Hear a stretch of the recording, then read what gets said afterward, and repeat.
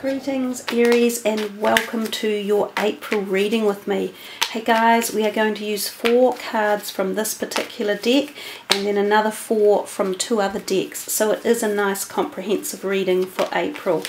Now April holds the religious celebration of Easter, and I often find in the months where we do have religious celebrations, not necessarily just Christian but any type, there can be this really quite unusual or easy access to the other side of life, so to the spiritual energies.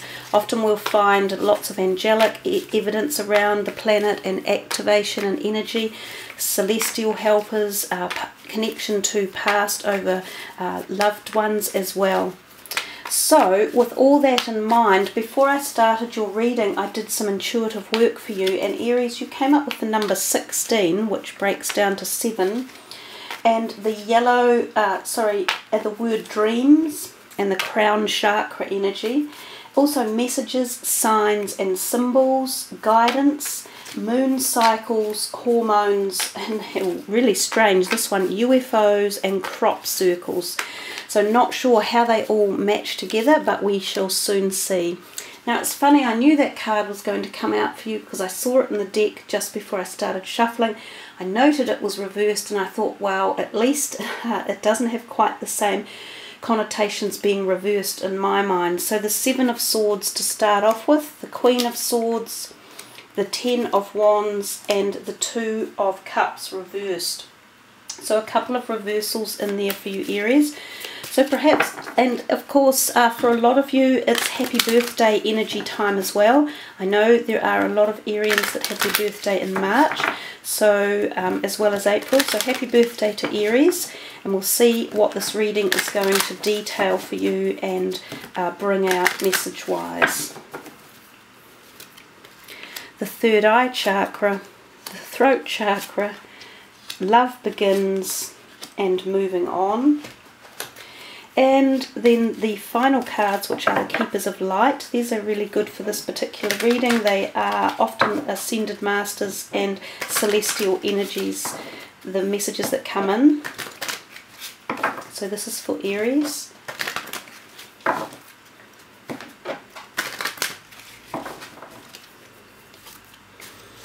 Master Buddha. I'll just move them up so we can see them. Lady Nada, Diana, and Charity. And I'll move the camera back. Now sometimes you can't necessarily see all the cards in focus because the depth of field across the table is quite broad. The camera sometimes focuses on the first row or sometimes the last, so I'll try and shift it around a little bit in the reading. We will be moving down through the columns primarily, but the cards are actually quite mutable and they can be transpersed through any area of the reading as well. So we'll start with that first one, and it's got the 7 of Swords, then the third eye chakra, and then Master Buddha, increased awareness. And he also says deep connection and trust your inner voice. So it would have seemed to me when you got that first card, the 7 of Swords, there is possibly something or someone around you who isn't particularly trustworthy, or who is possibly doing things behind your back, or maligning either you in a certain way or maligning possible events or occurrences around you.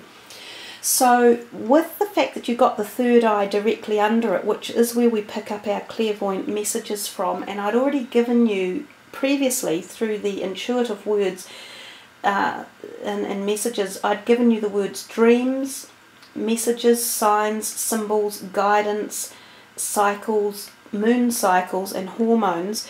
I think they're telling you very much to use your gut feeling and your inner instinct and your knowing when you are dealing with any situations that may seem a little bit dodgy or circumspect or not above board or hiding things or hidden agenda in the month of April for you.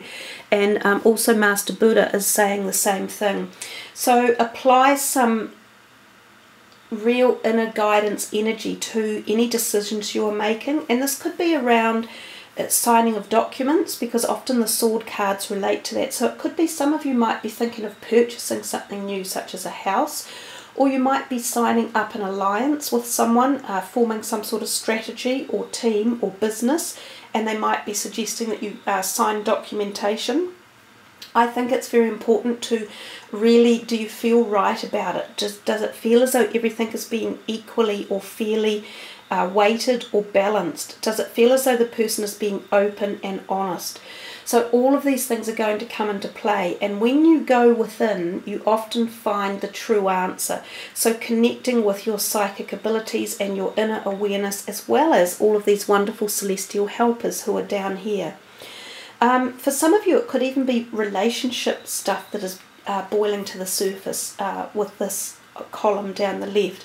So if you feel as though you are having people, malign or undermine areas of your life or your belief systems or your personal integrity values, which is what this card can often symbolize, then it would be again pertinent to either address these people or situations, or speak up and stand your ground, or say why you feel the way you do about a certain something, or conversely, choose to walk away and leave them behind. There's definitely someone around you or something that's not being your best friend in life at the moment. So we come to the next column, we see the Queen of Swords, we see the throat chakra, and we see Lady Nada and its heart awakening. And it says here, awaken to acceptance and divine love, give and receive in balance. And we have the love begins over here as well. So we've got a lot of kind of stuff happening possibly within your heart area and possibly within relationships that could be new or turning over a new cycle. It feels as though you're going to let go of something in your life, and possibly people and possibly relationships in April for some reason, and it's maybe that new people are coming in which enable you to move away from past stuff that no longer serves you or suits you. So coming back to the Queen of Swords, she can often represent a female air sign energy. For some of you, this could be a new potential partner coming in, but for a lot of you, I feel it's more like someone you already know, or family situation, or friends.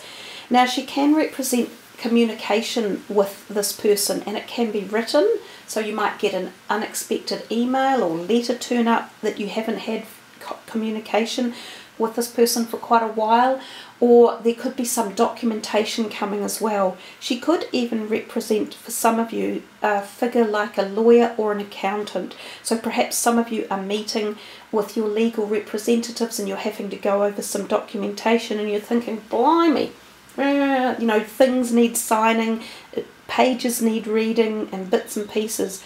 This could be to do with something like I said earlier, like you might be purchasing a house or purchasing something. She could be part of this as well, part of the overall picture.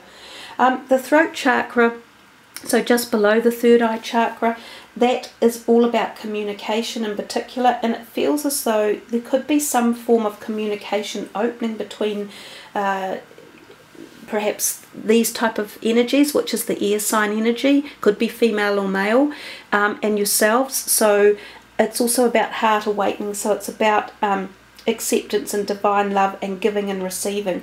So there may be some healing coming in, or there may be she's giving you something, you may be receiving something from her as well, and it could be after communication. The other thing about the throat chakra and the third eye is it comes to mind about your head, and so in the month of April there could be things going on in and around your head.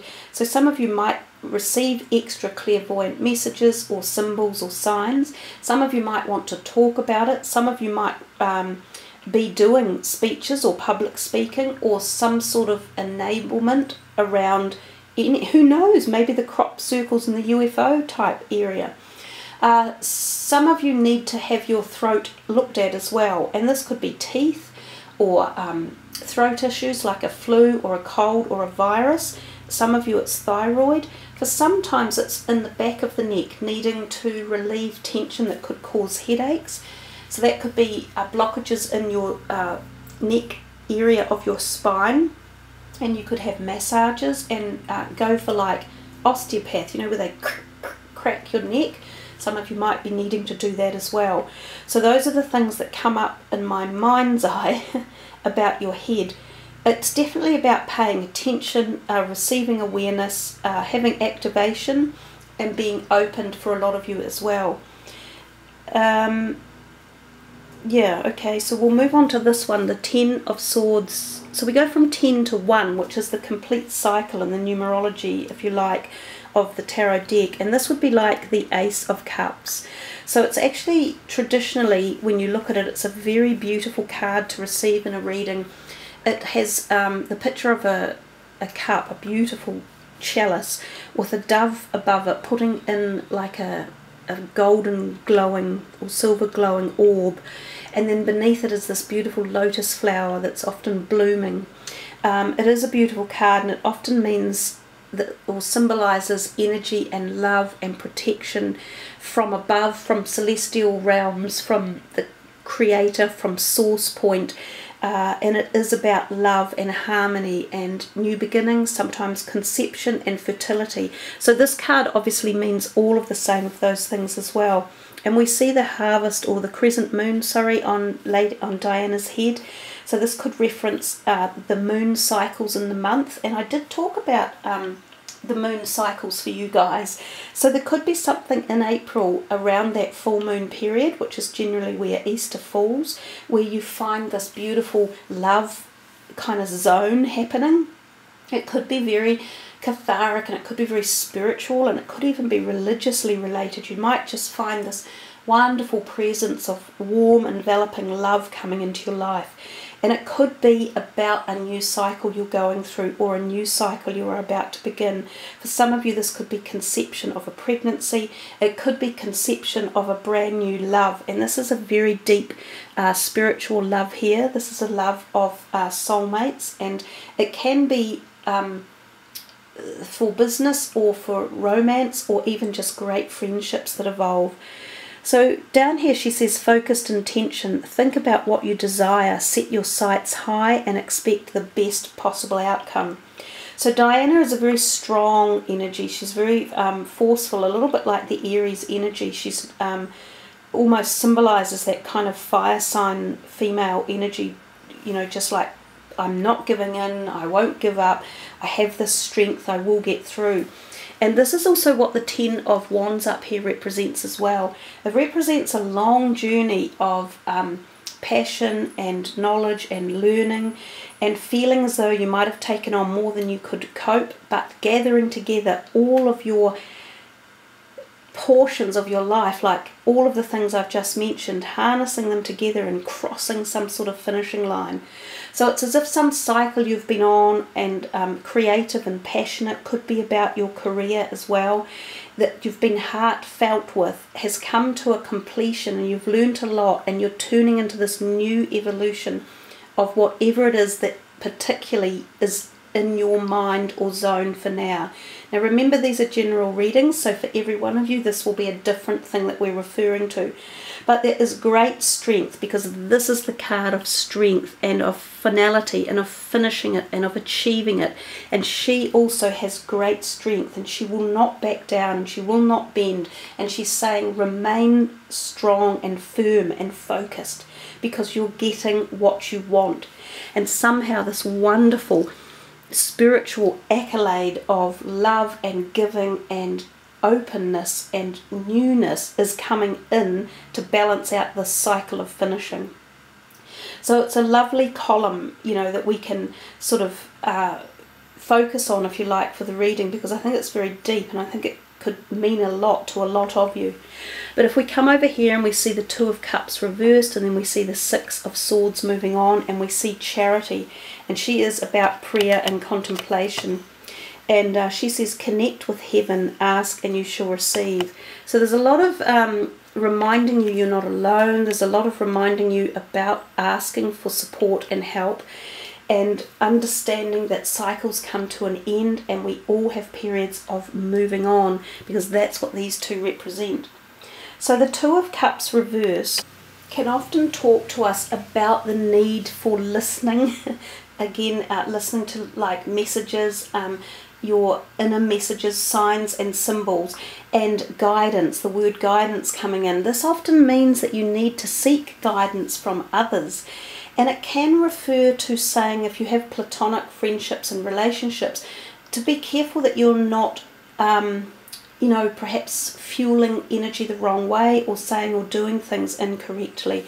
Now the Six of Swords about moving on is very kind of, those two cards match in a way. It feels as though there is perhaps a relationship around you, or friendships, or something in your life that you're getting ready to complete a cycle with. And we've certainly seen that throughout the reading, with this whole potentiality of moving on and new beginnings. So the Six of Swords traditionally is also one of our travel card indicators, and it's usually a picture of a person on a boat with another person with them, and they're moving from sort of troubled waters and into calmer waters. So for some of you this could be sort of literal travel, meaning you might be going on a trip somewhere, and it might involve by oversea or by boat. Now for the other perspective of it, it can be that you are moving out of something that's been bothering you or causing disharmony for a while, and we've had this come through a little bit for your reading. So I think you are saying goodbye to some people in your life, relationship wise. If not at the actual physical obvious level, it might be that things just quieten off, or you're moving away from them. Some of you might be shifting or moving to another area, which could be a reason why these endings are coming, and this newness is also coming in.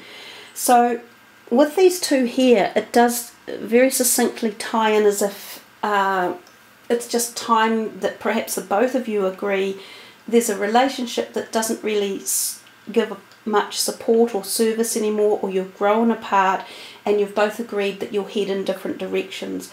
I'm not sure that we're talking here about your really close romantic partner, such as in a marriage, or you know, or a partner who you might have had children with or something. It could be a little further out, more like either possible family extensions or closer friendships. And it just might be for various reasons. You might both be going in different directions career-wise, so you might not see these people as much. You might have moved apart, so shifted. They might be shifting as well, and that could leave you thinking, oh, well, okay, I'll look for, you know, a new support person, or a new friend, or a new this. It could be that you're leaving your job, yeah, and you leave behind people. Or it could just be time for the relationship to grow, because you're both learning different things and growing in different ways, and that does happen. So again, it's just saying to you to put in some prayer and contemplation, and to connect with heaven or source or creator energy, to ask for blessings, I guess, for the moving on of this energy. And to remember that when one door closes, another always opens, and to ask for what you would like to fill the gap in your life.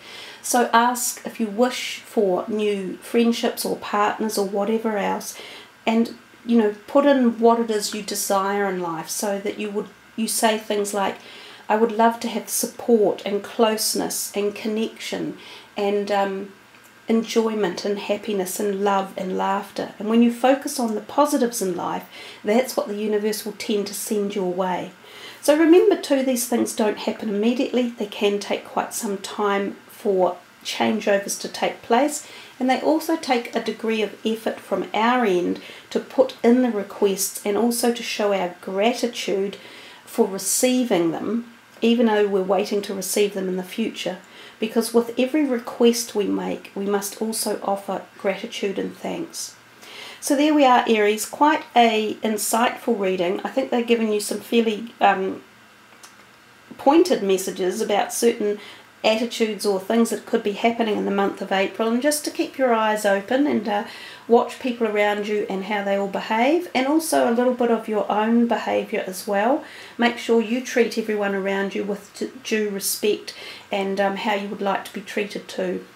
So in saying that, happy birthday to you all. I wish you a very wonderful Easter period, and that's not from the religious intentions, it's from the spiritual intentions.